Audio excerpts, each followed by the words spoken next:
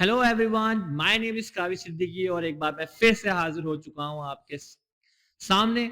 और मैं इस बार लेकर आया हूं एक्स्ट्रा क्वेश्चंस। जी हाँ, extra question of class 10 polynomial, जिसके अभी तक हम लोगों ने एनसीईआरटी का लास्ट रिवीजन किया था। तो आज मैं आपके सामने लेकर आया हूं कुछ एक्स्ट्रा क्वेश्चन। उन एक्स्ट्रा क्वेश्चन को करने के लिए हमें इन आइडेंटिटीज की जरूरत पड़ सकती है। डायरेक्ट अगर हम आइडेंटिटी याद कर लें तो बहुत आसान होगा, लेकिन अगर आपको याद नहीं हो रही तो मैं आपको तरीका बताऊंगा ये आइडेंटिटी निकलती कैसे है। देखिए, सबसे बड़ी दिक्कत ये होती है इस चैप्टर के अंदर कि हम लोगों को अल्फा प्लस बीटा की वैल्यू पता होती है और अल्फा इंटू बीटा की वैल्यू पता होती है, लेकिन हम लोगों को direct alpha square plus beta square की वैल्यू नहीं पता, हमें अल्फा माइनस बीटा का होल स्क्वायर नहीं पता, या अल्फा माइनस बीटा अगर चाहिए तो वो नहीं पता। अगर हमें alpha square minus beta square निकालना है तो हमें वो नहीं पता। One upon alpha plus one upon beta की वैल्यू निकालनी है तो वो नहीं पता। अगर ये आइडेंटिटी हम याद कर लें, it is well and good, बहुत इजी है, बहुत अच्छा से आप लोग क्वेश्चन कर पाएंगे। मैं आज तो आपके लिए 6 क्वेश्चन लेकर आया पॉलिनोमियल के, बड़े इंपॉर्टेंट एक्स्ट्रा क्वेश्चन है जो बोर्ड में रिपीट होते हैं।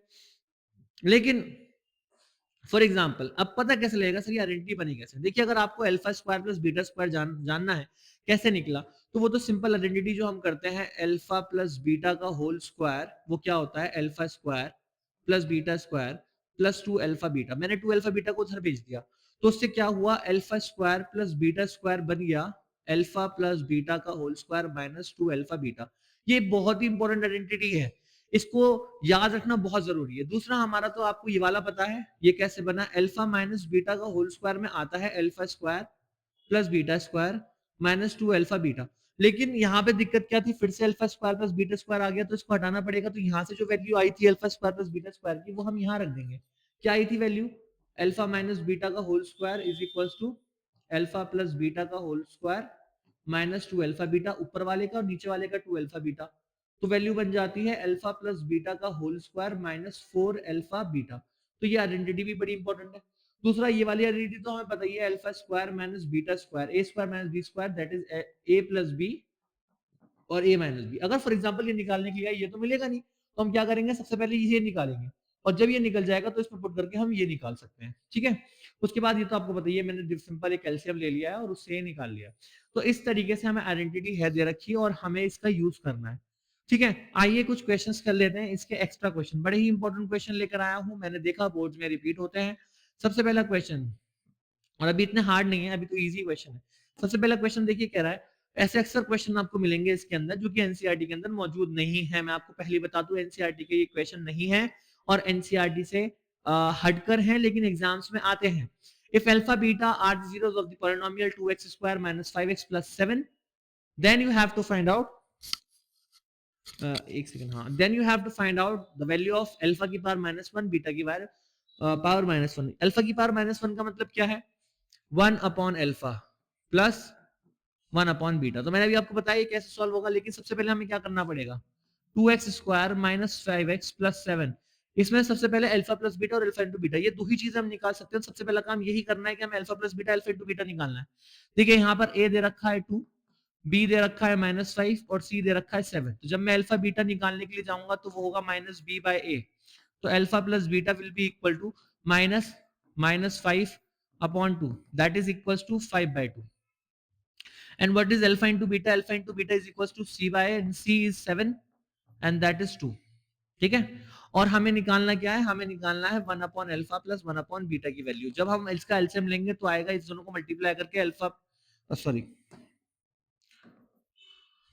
इन दोनों को मल्टीप्लाई करेंगे तो आएगा अल्फा इंटू बीटा, यहाँ जाएगा यहाँ जाएगा, दोनों को एक साथ लिख देता हूँ तो ये लिख जाएगा अल्फा प्लस बीटा। तो ये बन जाएगा alpha plus beta upon alpha into beta. Alpha plus beta हमारा कितना आया? 5/2, तो हमने इसकी जगह रख दिया 5/2 डिवाइड बाय ये कितना आया? 7/2, तो इसकी जगह हमने रख दिया 7/2। ये यहाँ जाएगा, ये सबसे ऊपर जाएगा, तो ये बन जाएगा 5 इंटू 2 एंड 2 इंटू 7, 2 से 2 कैंसिल हो जाएगा, हमारा आंसर आ जाएगा 5/7। तो 1 upon alpha plus 1 upon beta की वैल्यू आ गई 5/7। वेरी इंपॉर्टेंट क्वेश्चन इसी सेगमेंट में, जो मैंने आपको बताया कि ये भी पूछ सकता है alpha square plus beta square की वैल्यू क्या है। ठीक है, तो आइए अगले क्वेश्चन की तरफ चलते हैं। हमारा अगला क्वेश्चन है, बड़ा ही इंपॉर्टेंट क्वेश्चन है। क्वेश्चन कह रहा है if minus one is zeros of a quadratic polynomial. अगर -1 जीरोस ऑफ द पोलिनोमियल है एक क्वाड्रेटिक पोलिनोमियल का, तो बताइए k की वैल्यू क्या होगी। जो हमें क्वाड्रेटिक पोलिनोमियल दे रखा है वो दे रखा है px is equals to kx square minus 5x minus 4। आपको जीरोस ऑफ द पोलिनोमियल दे रखा है। देखिए मैंने आपको 9th क्लास के हिसाब से बताया था कि जो जीरोस ऑफ द पोलिनोमियल होता है वो क्या करता है, जब हम उसकी वैल्यू पुट कर देते हैं तो वो पूरी इक्वेशन को क्या कर देता है, जीरो कर देता है। तो अगर मैं -1 की वैल्यू x की जगह रखूंगा यहाँ पे, तो पूरी इक्वेशन को क्या कर देगा, जीरो रख देगा। तो जब मैं p-1 निकालूंगा तो that will be equal to zero. तो हमने p-1 जब निकाला तो यहाँ पे वैल्यू रखी कि x की जगह -1 का स्क्वायर -5 -1 -4, और वो सब किसके इक्वल हो जाएगा, जीरो हो जाएगा, जीरो के इक्वल हो जाएगा। क्योंकि जीरो ऑफ द पॉलिनोमियल की एक खास बात होती है कि जब उसको इक्वेशन में रखा जाता है x की जगह, तो वो पूरी इक्वेशन को क्या कर देता है, जीरो कर देता है। आइए इसे सॉल्व करते हैं। क्योंकि पावर इवन है, यहाँ से पॉजिटिव आंसर निकलेगा, 1 का स्क्वायर 1 होता है, तो ये मल्टीप्लाई होकर k बन जाएगा। अब माइनस प्लस, क्योंकि यहाँ कोई पावर नहीं है, माइनस माइनस प्लस होके 5 बन जाएगा, यहाँ आ जाएगा -4 इज इक्वल टू जीरो। ठीक है, k इज इक्वल टू ये आ गया +1 इज इक्वल टू जीरो, तो k की वैल्यू हो गई -1। तो k की वैल्यू -1 होनी चाहिए, तब जाके आपका जीरोस ऑफ द पॉलिनोमियल क्या बनेगा, -1 बनेगा, 1 बनेगा। ये तो बड़े इत्तेफाक की बात है, लेकिन हाँ ऐसा हो सकता है, नहीं भी हो सकता।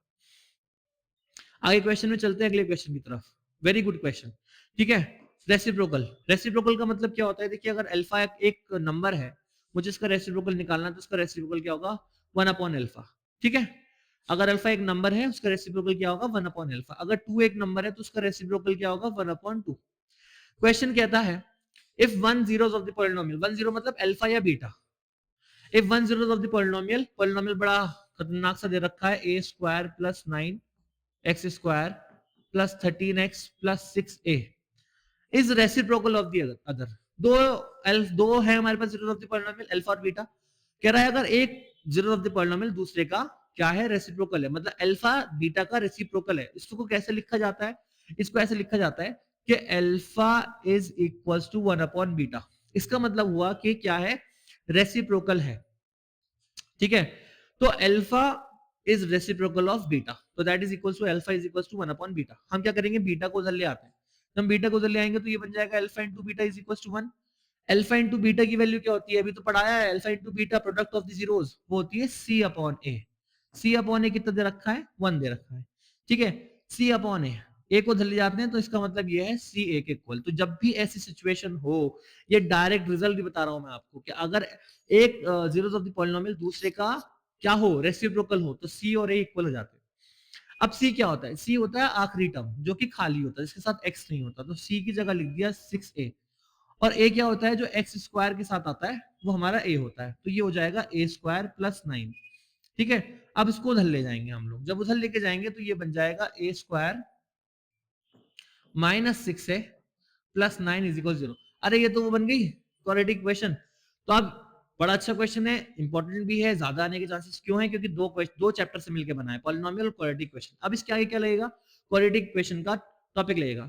तो क्वाड्रेटिक इक्वेशन में मैंने आपको बता रखा है, या तो आप क्वाड्रेटिक फॉर्मूला यूज कर लीजिए, या फिर splitting the middle term use कर लीजिए। स्प्लिटिंग द मिडिल टर्म से बड़ा आसान हो जाएगा, यहाँ पे कुछ नहीं है तो 1 है, 1 और 9 को मल्टीप्लाई करेंगे 9 आएगा। अब 6 को ऐसे दो नंबर्स में डिवाइड करना है, नंबर में स्प्लिट करना है कि उन दो नंबर से मल्टीप्लाई करके तो 9 आए और प्लस करके 6 आए। तो ऑब्वियस सी बात है, 3 + 3 is 6 एंड 3 × 3 is 9। तो हमने यहाँ 6 की जगह लिख दिया 3 + 3। अब हम क्या करेंगे, ब्रैकेट को ओपन करेंगे, तो -3a -3a plus 9 is equal to 0। अब यहाँ से कॉमन लेंगे, यहाँ से तो सिर्फ a कॉमन आ रहा है, तो a कॉमन लिया, अंदर क्या बचा a -3। यहाँ से हम लोगों को -3 कॉमन लेना पड़ेगा, वरना क्योंकि हमें ये वाला नंबर नेगेटिव चाहिए ना, ये पॉजिटिव आ रहा है। तो यहाँ पे हम -3 कॉमन लेंगे, तो अंदर बचेगा a -3 इज इक्वल टू 0। पूरे से a -3 कॉमन ले लेंगे, पूरे से a -3 कॉमन लिया, अंदर क्या बचा a -3 इज इक्वल टू 0। दोनों नंबर सेम आ चुके हैं, दोनों ब्रैकेट में कुछ भी रखेंगे जीरो के इक्वल। तो अब ये जीरो हो सकता है, ये जीरो, ये पूरा जीरो होगा या ये पूरा जीरो होगा। a -3 जब जीरो के इक्वल होगा तो a की वैल्यू हो जाएगी 3। ठीक है, तो ये a की वैल्यू 3 आ गई, दोनों बार 3 आ गई। तो यहाँ पर जो a की वैल्यू हमें निकालनी थी वो आई है 3, और दोनों बार ही 3 आई है दोनों। क्योंकि इसमें भी जब 3 हो जाएगा तो पॉजिटिव 3 वैल्यू आ रही है a की, जो यहाँ पे हमें फाइंड आउट करना था। वेरी इंपॉर्टेंट क्वेश्चन अभी बता रहा हूं मैं आपको। आइए अगले क्वेश्चन की तरफ चलते हैं। हाँ, क्वेश्चन में तो कह रहा है कि alpha beta are the zeros of the polynomial. Polynomial क्या दे रखा है, x square plus 7x plus 12, और आपको वैल्यू फाइंड आउट करनी है L1 alpha plus 1 beta minus 2 alpha beta. ठीक है सर, आप भी जानते हैं 1 अल्फा मतलब अल्फा, 1 बीटा मतलब beta, alpha plus beta minus 2 alpha beta की वैल्यू निकालनी। हम सबको पता है अल्फा प्लस बीटा क्या होता है, अल्फा प्लस बीटा होता है माइनस बी बाय ए। ठीक है, और अल्फा इंटू बीटा क्या होता है, सी बाय ए होता है। ठीक है, अल्फा प्लस बीटा अगर नहीं पता तो याद रखिए minus B by A, alpha into beta is equal to C by A. अब बी हमें देखिए यहां कुछ नहीं, ए है, this is A, this is B and this is C. यहां बी पे पॉजिटिव है 7, तो ये आ जाएगा -7/1 -2। सी कितना है 12, 12 डिवाइड बाय ए कितना है 1, तो ये आ गया -7 -24। ठीक है, और इसमें प्लस करेंगे तो ये आ जाएगा -31, तो इसका आंसर आ गया -31। तो alpha plus beta minus 2 alpha beta की वैल्यू आ गई है -31। ठीक है, तो मेरे ख्याल से आई होप आपको ये क्वेश्चन समझ में आया होगा, बहुत इजी क्वेश्चन है। अल्फा प्लस बीटा और अल्फा इंटू बीटा का खेल है सारा, अल्फा प्लस बीटा और अल्फा इंटू बीटा का खेल है सारा। मैं आपको पहले बता दूं सारा खेल उसका ही है, अगर वो आपको सॉल्व करना आता है तो आप कुछ भी कर लेंगे। आइए अगले क्वेश्चन की तरफ चलते हैं, ग्राफिकल क्वेश्चन है, और मैंने आपको बताया था ग्राफ इस तरीके से आ सकता है। देखिए अब ग्राफ इस तरीके से आ रहा है, दिख रहा होगा आपको ग्राफ। मैंने आपको क्या बताया था, ग्राफ के अंदर ठीक है हम लिखते हैं ना y is equal to x square plus 5। हम x की ऐसी कौन सी वैल्यू पुट करें जिससे y जीरो हो जाए। हमने जैसे फॉर एग्जांपल ये ग्राफ बनाया, ठीक है, तो ये क्या है, ये x एक्सिस को रिप्रेजेंट कर रहा है। ठीक, मैंने x की कुछ वैल्यू आई होगी एक्सिस की, इसने क्या करा, y को जीरो कर दिया, y यहां जीरो है, y जीरो, इस लाइन पे y जीरो होता है। ठीक है, तो x की वो वैल्यू जो y को जीरो कर दे उसको जीरोस ऑफ द पॉलिनोमियल बोलते हैं। इस ग्राफ के अंदर हमें निकालना होता है कितने जीरोस बन रहा है। तो आप देखिए कितने पॉइंट पर, यहाँ देखिए यहाँ तो y पे कट कर रहा है, और जब y पे पॉइंट हो वहां पर x जीरो होता है, तो ये नहीं, this is not the question. Question is y को जीरो करना है, y को तो सिर्फ a की वैल्यू जीरो कर रही है, वो यहाँ पर है। तो नंबर ऑफ जीरोस हमें निकालना था, तो नंबर ऑफ जीरोस आए हैं सर 1। सिर्फ एक ही जीरो मिलेगा आपको, तो पूरी इक्वेशन को क्या कर देगा, जीरो जीरो कर देगा। ठीक है,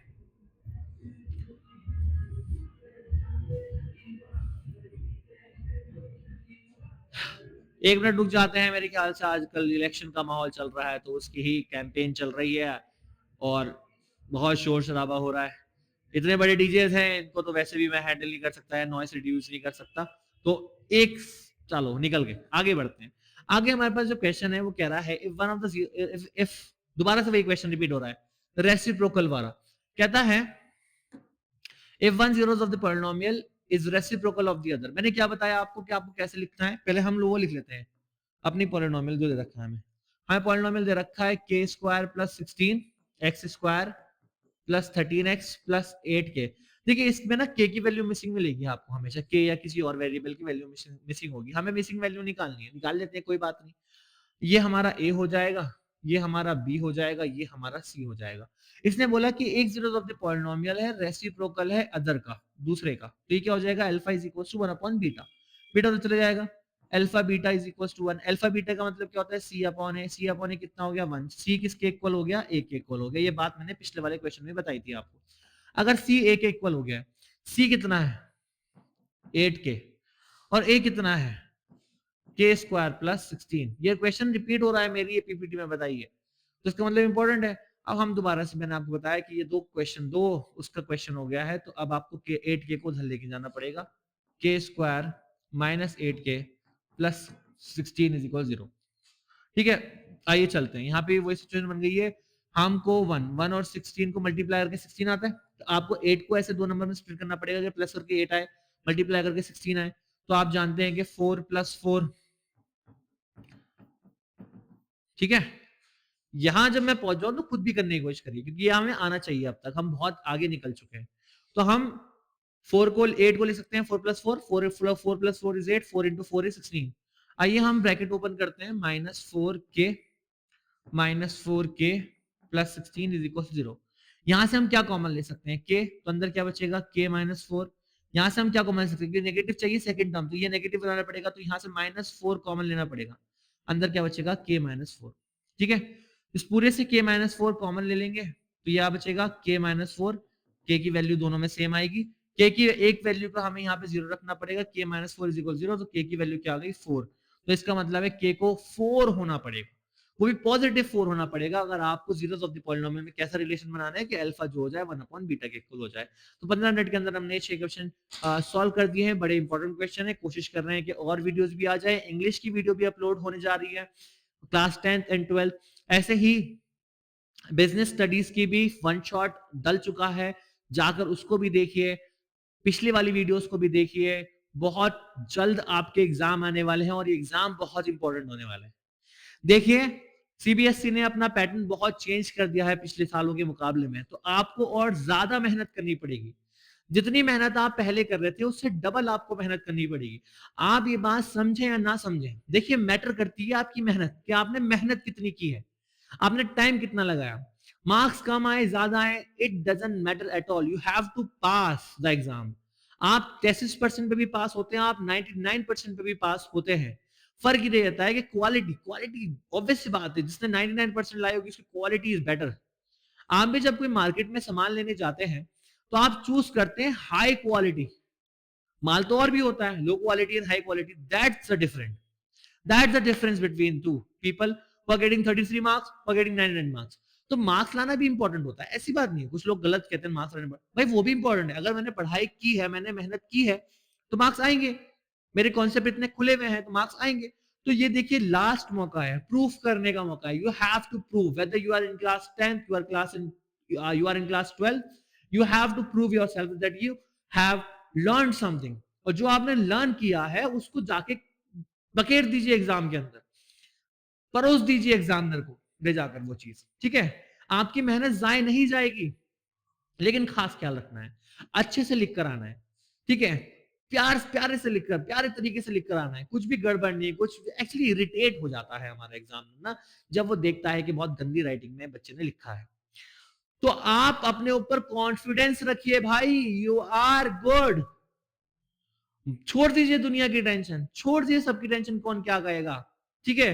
अक्सर बच्चे इसलिए नहीं पढ़ रहे क्योंकि मुझे दिखाना है कि मैं बैक बेंचर हूं, मुझे दिखाने के देख मैं बिना पढ़ के पास हो जाऊंगा, नो ब्रो, ऐसा मत करो, आपको पढ़ो, ज्यादा से ज्यादा पढ़ो भाई, अपनी मेहनत करो, मेहनत काम आती है, ठीक है, ये मेहनत काम, मार्क्स आए ज्यादा मार्क्स आए, लाइफ में बहुत कुछ सिखा के जाएगी, और लाइफ को अर्न करना, you have to earn life, you have to earn your respect. तो ऐसा नहीं है, मेहनत करो, लगन से करो, रिजल्ट कुछ भी आए वो देखा जाएगा, लेकिन सबसे पहले होती है मेहनत, तो मेहनत में कमी नहीं होनी चाहिए, मेहनत में बिल्कुल कमी नहीं होनी चाहिए। तो मेरी बात ये ख्याल रखना कि माँ बाप के सपने हैं, आपके खुद के सपने हैं, वो आप तभी अचीव कर सकते हो जब आप बहुत ज्यादा मेहनत कर सको। तो बहुत मेहनत करो, बहुत कम टाइम बचा है, हमारी हेल्प चाहिए कमेंट बॉक्स में लिखो, हम आपकी हेल्प करेंगे, ठीक है, और फ्री ऑफ कॉस्ट हेल्प करेंगे through YouTube.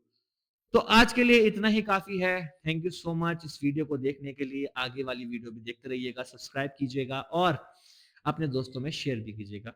Thank you so much, goodbye for today.